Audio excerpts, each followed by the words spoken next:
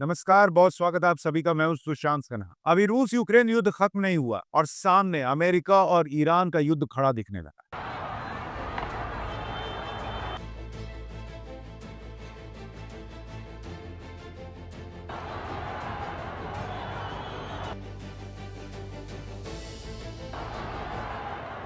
लेकिन दिक्कत यहीं खत्म नहीं होती बॉस। असली संकट तो यहां से शुरू हो रहा है, क्योंकि अगर अमेरिका और ईरान भिड़ गए तो इसमें चीन, रूस, पाकिस्तान, खाड़ी देश और न जाने कितने ही कैरेक्टर्स की एंट्री होने की पूरी संभावना है। और मामला हाथ से निकला तो दुनिया के लिए बहुत भयंकर हालात बन जाए। ऐसे में सवाल सबके मन में यह है कि अमेरिका ईरान का युद्ध हुआ तो भारत किसकी तरफ खड़ा होगा, क्या करेगा?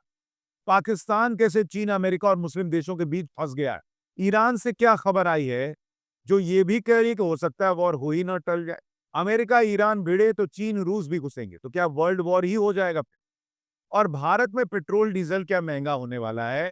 और अगर ऐसा हुआ तो क्या महंगाई बढ़ने वाली? आज इन सारे सवालों के जवाब आपको इस वीडियो में देने का पूरा प्रयास करेंगे। लेकिन आपसे भी एक सवाल कि क्या आपको लगता है ईरान और अमेरिका का युद्ध होगा, और आप किसको सही मानते हैं या किसको गलत? लेकिन पहले देखिए कि कैसे भारत में मुसलमान ईरान के सपोर्ट में उतर आए।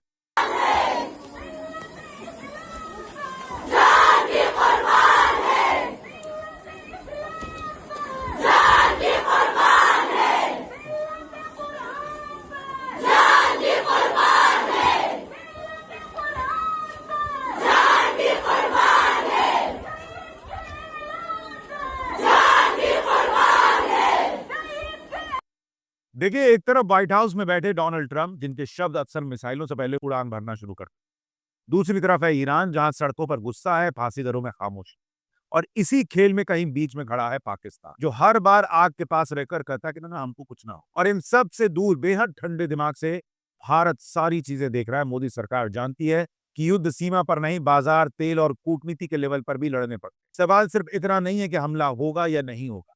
सवाल यह भी है कि जब ये चारों एक ही कहानी में आ जाएंगे तो दुनिया कितनी देर तक सांसें रोककर बैठी हुई सब कुछ देखती रह पाए? देखिए, हर खबर बड़े खतरे की तरफ इशारा करती है। जिस अल उदीद एयरबेस से अमेरिका ने इराक और अफगानिस्तान की जंगें कंट्रोल की थी, अब खबर है कि अल उदीद एयरबेस से गैर जरूरी अमेरिकी सैनिकों को हटाया जा रहा है। पेंटागन इसे प्रिकॉशनरी मूव कह रहा है, पर यह वही सावधानी होती है जो युद्ध से ठीक पहले ली जाती है। कतर की सरकार कह रही है कि कदम क्षेत्रीय तनाव को देखते हुए उठाया गया है, लेकिन हर राजनयिक जानता है कि इस तरह की भाषा तब बोली जाती है जब अगला कदम हथियारों से भरा होता है। ईरान और अमेरिका अब शब्दों की दूरी पर नहीं, वे युद्ध की चौखट पर खड़े। अमेरिका तो बहुत दिनों से ईरान को फोड़ने का मूड बनाए बैठा। बीच में उसके B-2 बॉम्बर जाकर ईरान में वो कथित परमाणु ठिकानों को तबाह करने का दावा भी कर चुके। लेकिन जैसे ही ईरान की सड़क पर पब्लिक ने गदर काटना शुरू किया, अमेरिका को फिर से मौका मिल गया। कुछ लोग तो कहते हैं भीड़ अमेरिका की पैदा की भी और उसने जानबूझकर मौका निकाला है। खैर, 28 दिसंबर से चल रहे विरोध प्रदर्शन अब महज आर्थिक गुस्से की आवाज नहीं, बल्कि ये 4 दशक पुराने उस तंत्र के खिलाफ एक सीधी बगावत है जिसने 1979 की इस्लामी क्रांति के बाद मजहब को ही सत्ता की ढाल बना लिया। तेहरान इस ढाल को टूटने नहीं देना चाहता, इसलिए उसने डर को औजार बना लिया। तेज ट्रायल, फांसी और खामोशियां। 26 साल का इरफान सुल्तानी उस डर का नाम बन चुका है।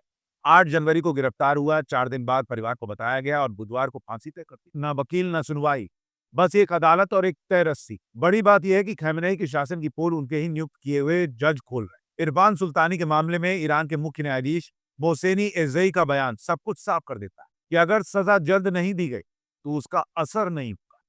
मतलब न्याय नहीं, संदेश देना इनका मकसद। ईरान की हुकूमत चाहती है कि डर सड़कों पर दौड़ता हुआ दिखे। लेकिन इसी वक्त ईरान के बाहर भी एक खिलाड़ी है जो हर चीज पर नजर रख रहा है। सुनिए। We've been told that the killing in Iran is stopping. It's stopped. It's stopping. And there's no plan for executions or an execution or executions. So I've been told that on good authority. We'll find out about it. Donald Trump कह रहे हैं कि Iran ने अगर फांसी दी तो strong action हो। Iran की जनता से अपील करते हुए बोल रहे हैं कि हेल्प इज ऑन इट्स वे।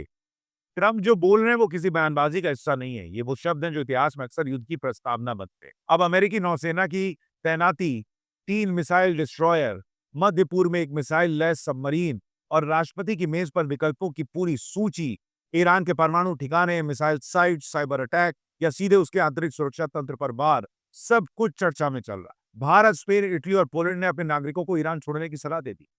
अमेरिकी नागरिकों को भी तुर्की या आर्मेनिया की भूमि मार्ग से बाहर आने के लिए कह दिया। बॉस ये सब तो ठीक है, पाकिस्तान जैसे देश ने भी ट्रैवल एडवाइजरी जारी करते हुए पाकिस्तानियों को ईरान जाने से बचने की बात। मजे की बात यह है कि जो पाकिस्तानी खुद अपने देश में सुरक्षित नहीं है, उनको लेकर पाकिस्तान चिंता जता रहा है। खैर, ईरान पर हमले की बात करने से पहले कुछ बुनियादी सच साफ करना जरूरी है, क्योंकि जंग कभी अचानक नहीं होती, हालात खुद उसे जन्म देते हैं। आज जो कुछ ईरान के साथ हो रहा है, उसमें सिर्फ ईरान ही नहीं बल्कि खुद अमेरिका भी इस जंग में उतर चुका है। वजह सीधी है, वेनेजुएला में ट्रंप ने कार्रवाई कर दी, लेकिन उन्हें यह अंदाजा नहीं था कि ईरान का संकट इतनी तेजी से और इतनी आक्रामक शक्ल में सामने आकर खड़ा हो जाएगा। अब हालात ऐसे हैं कि ट्रंप ही नहीं, पूरा अमेरिकी सिस्टम दबाव में, क्योंकि मानवाधिकार समूह के आंकड़े कह रहे हैं कि ईरान में सरकारी दमन के दौरान अब तक कम से कम 2,571 लोग मारे जा चुके, 18,000 से ज्यादा लोग गिरफ्तार हुए हैं। और ये स्थिति वेनेजुएला से कहीं ज्यादा खतरनाक मोड़ पर पड़ी, जहां नियंत्रण अभी भी सीमित दायरे में था, लेकिन इराक में आग कई दिशाओं में फैल चुकी। विशेषज्ञ तो मानते हैं कि अमेरिका ये सच्चाई भली भांति जानता है कि बिना ग्राउंड फोर्स के ईरान की सत्ता को हटाना लगभग नामुमकिन है। Air strike, cyber warfare, drone, proxy operation सत्ता को हिला तो सकते हैं, गिरा नहीं सकते बॉस।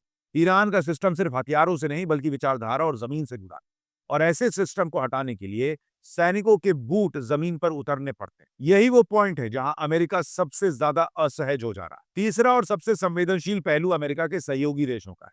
भाई, पाकिस्तान ईरान के खिलाफ अमेरिका की सीमित मदद तो कर सकता है, लेकिन जैसे ही खुलकर लड़ेगा तो एक और कीमत चुकानी पड़ेगी। चीन, जो ईरान का रणनीतिक साझेदार है, पाकिस्तान का सदाबहार दोस्त माना जाता है, पाकिस्तान को भीख देता है।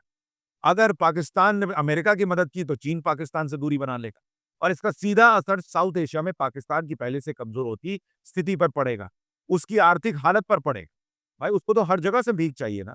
और अगर पाकिस्तान ने अमेरिका की मदद नहीं की तो अमेरिका अलग फोड़ेगा। ट्रंप कहेगा कि मुनीर आओ इधर, तुम तो बहुत तलवार चाटे, अब कहां। इसलिए पाकिस्तान ये बात बेहतर जानता है कि ऑपरेशन सिंदूर में अमेरिका ने उसकी मदद तो चौथे दिन करने की कोशिश की, लेकिन चीन तो पहले दिन से सैटेलाइट की तस्वीरें दिखा रहा था कि देखो भारत इधर से मार रहा है, उधर से मारने आ रहा है। उनके पास सैटेलाइट से एक पूरी खबर थी कि कौन सा शिप, कौन सा स्ट्राइक कोर या पिवट कोर या कौन सा एयरक्राफ्ट कहां मूव कर रहा है। इसी बीच बहरानुद्दीन नाम का एक एक्स प्रोफाइल है, उसने पाकिस्तान को लेकर जो दावा किया वो अमेरिका और जंग की तैयारी को लेकर और चिंता बढ़ा दे। इस यूजर ने लिखा कि पाकिस्तान में कल इंटरनेट बंद होने का दावा किया जा रहा है। कहा जा रहा है कि ईरान पर संभावित अमेरिकी सैन्य कार्रवाई या क्षेत्र में अमेरिकी तैनाती इसकी वजह हो सकती है। पाकिस्तान में इंटरनेट शटडाउन का पहला मकसद यह है कि अगर अमेरिका ईरान में कोई ऑपरेशन करता है तो पाकिस्तान की भूमिका सार्वजनिक ना, और ईरान के खिलाफ अमेरिकी मदद का नैरेटिव भीतर ही भीतर दबा रहे। दूसरा, पहले से डैमेज साख के बीच पाकिस्तान किसी नए अंतर्राष्ट्रीय घरेलू बैकलैश से बचना चाहिए, खासकर गाजा पीस प्लान फोर्स से बाहर किए जाने का। लेकिन इंटरनेट बंद कर दोगे, चाइना के सैटेलाइट भी बंद कर दोगे क्या?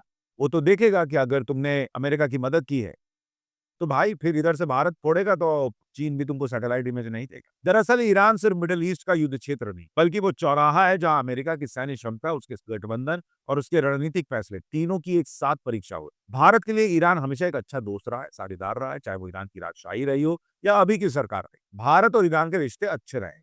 डोनाल्ड ट्रंप की तरफ से ईरान के साथ कारोबार करने वाले देशों पर 25% टैरिफ लगाने की धमकी भारत के लिए पैसों से ज्यादा रणनीतिक चिंता की बात। वजह साफ है, भारत ईरान का सालाना व्यापार अब $4 अरब से भी कम रह गया, जिसमें ज्यादातर चावल, चाय, दवाई, यही सब। इसके उलट भारत अमेरिका का कारोबार 190 से $200 अरब के आसपास है। ऐसे में नई दिल्ली के लिए अमेरिका के साथ रिश्तों को दांव पर लगा बहुत व्यवहारिक नहीं हो। इस बयान का तुरंत असर कच्चे तेल की कीमतों पर भी दिखा। ब्रेंट क्रूड जो है वो $64 प्रति बैरल के ऊपर चला है। भारत के लिए इसलिए इंपॉर्टेंट है क्योंकि हम अपनी जरूरत का 85% तेल बाहर से मंगाते हैं। असली नाजुक मुद्दा चाबहार पोर्ट भी है, जिसे भारत अफगानिस्तान और मध्य एशिया तक पहुंचने के लिए इस्तेमाल करता है।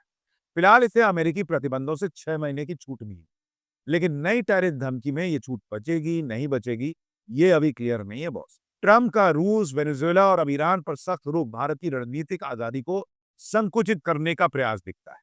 फिर भी अमेरिका के साथ रिश्तों की अहमियत को देखते हुए मोदी सरकार की प्रतिक्रिया बहुत नपी-तुली कूटनीति के तौर पर अभी तक सही दिख रही है, खासकर तब जब यह भी याद दिलाया जा रहा है कि ट्रंप ने पहले रूस से तेल खरीदने पर चीन पर टैरिफ नहीं लगाए थे, और अब अमेरिकी सुप्रीम कोर्ट भी IEEPA के तहत ऐसे टैरिफ की वैधता पर फैसला देने वाला है, जो 2 बार से तो टल गया, और टल रहा है इसका मतलब है कि फैसला हो सकता है ट्रंप के खिलाफ। रूस, वेनेजुएला और अब ईरान, यहाँ ध्यान देने वाली बात यह भी है कि अमेरिका तेल और पेट्रो डॉलर पर फिर से अपनी पकड़ के साथ साथ ब्रिक्स के प्रभाव को कम करने में भी लगा हुआ।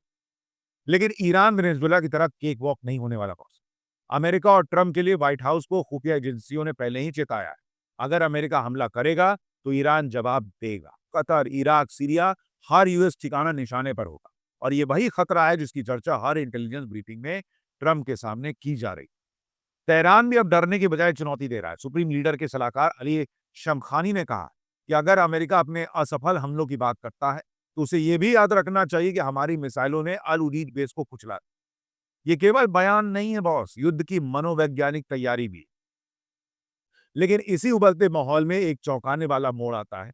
डोनाल्ड ट्रंप दावा करते हैं कि उन्हें बताया गया कि ईरान में किलिंग्स और एग्जीक्यूशंस रुक गई हैं, यानी अब कोई फांसी नहीं हो। We've been told that the killing in Iran is stopping. It's stopped. It's stopping. And there's no plan for executions or an execution or executions. So I've been told that on good authority. We'll find out about it. पहले देखने में लगा कि Iran America को चुनौती दे रहा है, लेकिन क्या वाकई ऐसा है? क्योंकि अगर अचानक से फांसी रुक गई तो इसका मतलब तो ये भी है कि ईरान जो है वो अमेरिका को सीधे-सीधे चैलेंज नहीं दे रहा। जब ईरान के विदेश मंत्री ने एक इंटरव्यू में कहा कि सरकार विरोधी प्रदर्शनों के बावजूद फांसी देने की कोई योजना नहीं, तो इसका मतलब ये था कि ईरान भी थोड़ा स्पेस छोड़ रहा है कि ये युद्ध रुक जाए। Confident about that, there is no plan for hanging at all. Trump की सीधी धमकी ने ईरान और खमेनेई दोनों को सोचने पर मजबूर कर दिया। शायद तभी ईरान में पहली बार किसी की सजा को टाला गया। इरफान सुल्तानी की जान फिलहाल बच गई। यही वो पल है जहां युद्ध सिर्फ मैदान में नहीं, इंफॉर्मेशन वॉरफेयर में बदलने शुरू हो जाए। कौन सच बोल रहा है, कौन झूठ, इसका जवाब किसी रिपोर्ट में नहीं, बल्कि आने वाले मिसाइल हमलों में ही देखने को मिल सकता है। क्योंकि अगर ईरान में एक भी फांसी दी गई तो ये सिर्फ अपने नागरिक के खिलाफ हिंसा नहीं होगी, बल्कि अमेरिका की मदद आ रही है वाली चेतावनी का सीधा मजाक उड़ाना। और ऐसी अवहेलना का जवाब अक्सर शब्दों से नहीं, हमलों से दिया जाता है। ईरान में अभी भी इंटरनेट बंद है, रुक-रुक कर गोलियों की आवाजें आ रही हैं, सच्चाई दिखने से रोका जा। सरकारी टीवी जबरन कबूलनामे दिखा रहे हैं, जहां चेहरों को धुंधला किया जा रहा है ताकि डर असली लगे और विरोध न। लेकिन इन सब के बीच एक सच्चाई जिंदा है कि ईरान की जनता अब सिर्फ रोटी नहीं, इज्जत और आजादी मांग रही है। और जब कोई समाज इज्जत के लिए उठता है, फिर गोलियां भी उसे रोक नहीं पाती। अल उदीद बेस से सैनिक निकल चुके हैं, तेहरान में ट्रायल चल रहे हैं और व्हाइट हाउस में ब्रीफिंग। तीनों जगह एक ही सवाल गूंज रहा है कि क्या ये युद्ध होना तय है? शायद, क्योंकि जब दोनों तरफ सच्चाई की परिभाषा अलग हो जाए तो अगला संवाद हमेशा टकराव में ही लिखा जाता है। ऐसे में अगर ये युद्ध हुआ तो भारत का स्टैंड क्या होना चाहिए और ये युद्ध होगा नहीं होगा, अमेरिका ईरान, आपको कौन सही लग रहा है? कमेंट करके जरूर बताइएगा। वीडियो को लाइक और शेयर कीजिएगा। नमस्कार।